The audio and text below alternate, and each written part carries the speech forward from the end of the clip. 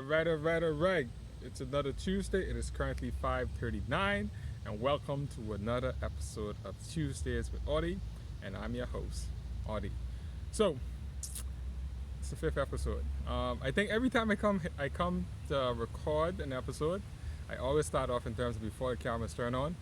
I don't know what I'm going to talk about, and yes, today I still don't know what I'm going to talk about. So this is the official last video for September. This is the last Tuesday in September. So the next month will be officially the second month in terms of creating content as it regards to things about life. Once again, for those that are new, this is no edits, straight up recording. And once the recording is done, then I upload it, hopefully on my data, and by the time as I get on some Wi-Fi. So today, at least last week, we looked at expectation, and that was a topic in regards to looking at how people see you and what it is that you see in people, but nonetheless how it is that you see yourself and what you want and kind of the standard in what you put on yourself. So after all and said, it's like I was struggling between the topic of fear and failure, but I think those two topics tend to come in hand, but this week we are gonna look into fear. So fear, what is it? We all say we are afraid of something, and we all are pretty much left or halted in a particular position where we cannot move past a particular point for us to kind of overcome what it is that we are afraid of. So I asked a question the other day in terms of something I saw online. It said, if someone was to give you $1 million to take 1 year of your life, would you accept it?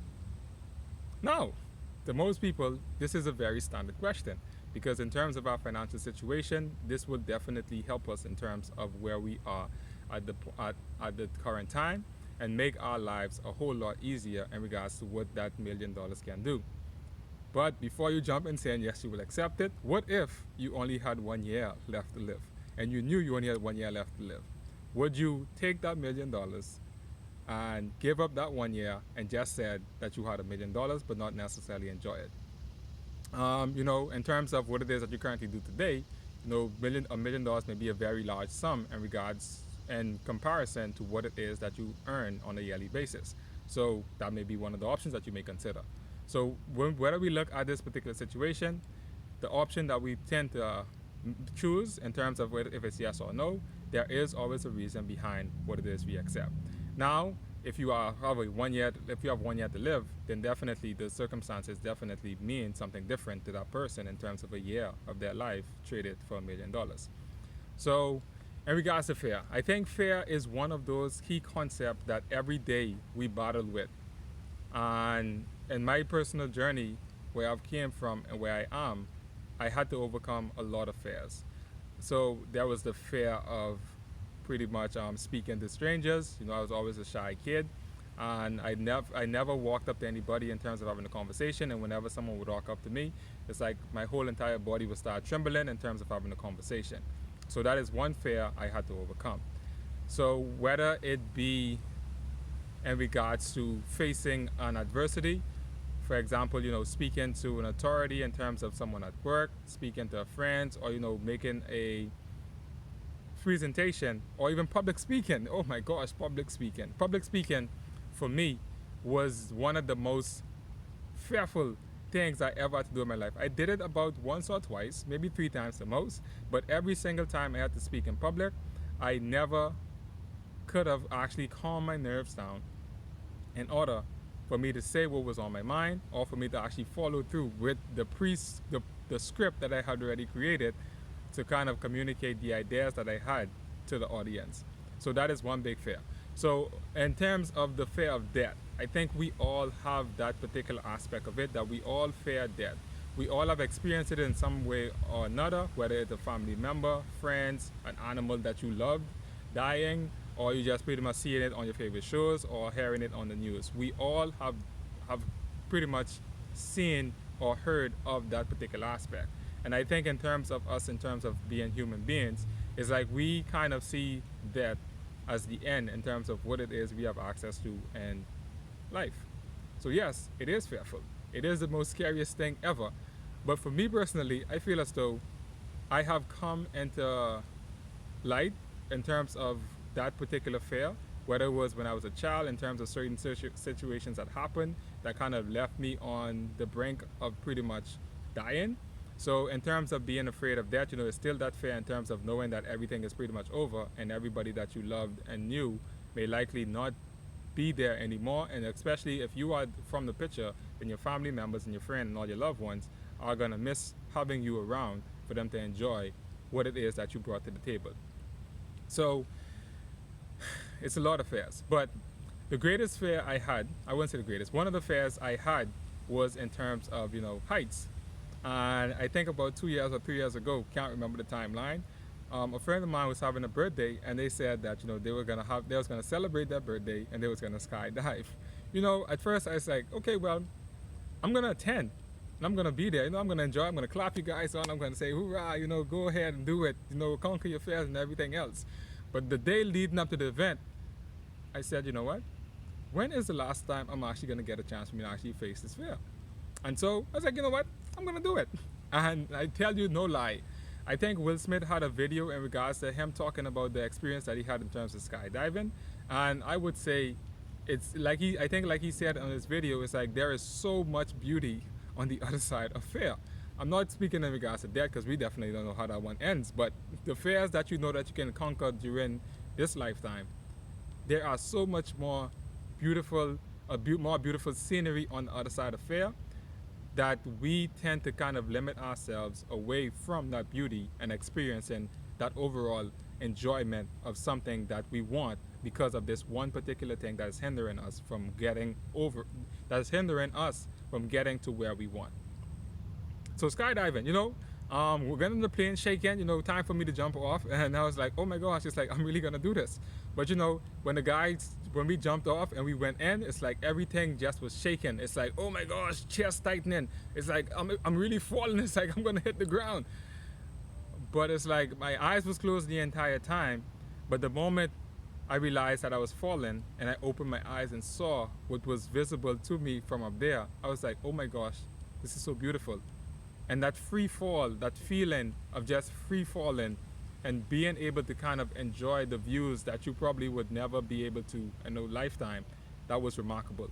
And I think once I got over that initial instinct of fear, then being able to open my eyes and give myself the ability to appreciate and experience that aspect of falling and seeing what is available, that in itself was one of the best things and one of the greatest fears I conquered, and being able to see the beauty on the other side. So with my last point, I'm gonna just talk about in terms of me personally, whether it be when it comes to a particular fear of mine. My entire life, I feel as though I had nothing to lose. My entire journey has been on the case of having nothing to lose. I came from a very low social economic background. We barely had anything. So anything that I was offered, it was always the fact that I was willing to accept it because I had the option of accepting what was given to me. And if it doesn't work, then I can always go back to something I know. So every time I engaged myself into doing something, I always came in it half-heartedly because I knew if I failed, then it's likely I can always go back to what I was accustomed to, which is not having anything. So in order for me to execute those options, it has done a lot for me. But even with executing those options, I think in regards to myself is that I always did those options half-heartedly and never really put my all into it. It was always that I had an excuse. Is if I don't do this thing as passionately or give it my all, then if I fail, then I can always blame the fact that I just didn't give it enough. And I started to wonder to myself, what would happen if I got over that fear of not wanting to put my all into something and actually give it my all and see what happens? I don't know yet. But what I can say is that I think the fear of failure is equally congruent to the fear of what it is that you can have in terms of being successful. Because for me personally, I think in terms of me being successful, it kind of devalues and kind of take me away from this identity that I had in myself in terms of me being that poor kid from from the ghettos and from those lower end communities. That if I was to become successful and as successful as I think I want to be, then it would kind of shatter my identity in terms of my reality of what it is I'm accustomed to and put me in a situation where I feel as though I'm not comfortable in. And I think my fear of success is greater than my fear of failure. And if I can't overcome so many other fears in my lifetime, what is it about this fear of being successful that is hindering me from making the movements and doing what it is I have to do, dedicating time, resources, energy into doing something or executing a project that I want to execute in order to see it come to fruition and hopefully give it my all, and that itself can breathe a little bit of life into it and make it as successful as possible. I've never been there. People may look at me and say, oh, you have accomplished so much, you have done this and done that. But to me, it's like I never, ever put my all into doing anything so that I can see what I can actually accomplish by putting my all into it. And so, for the next few weeks, for the next month, I don't know how long, I'm going to take on a project. I'm going to give it my all. I'm going to see what turns out of something what turns out when I put my all into something and give it my undivided attention. So yeah, that's the end of today's episode.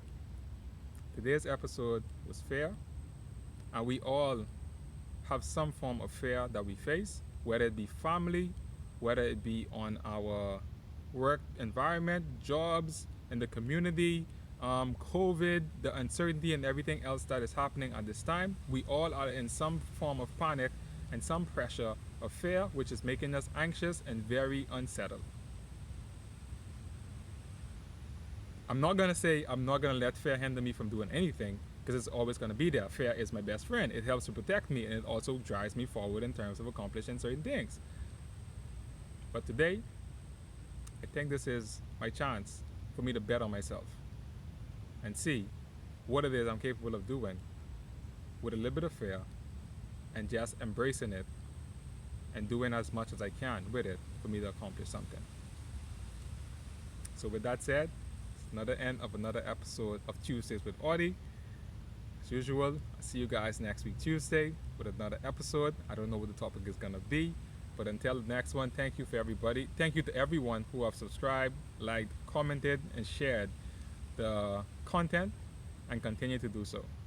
With that said, deuces, I'm outie. Peace. Until the next time, love, joy, and enjoyment. Haha! I think I'm going to end it with that music now.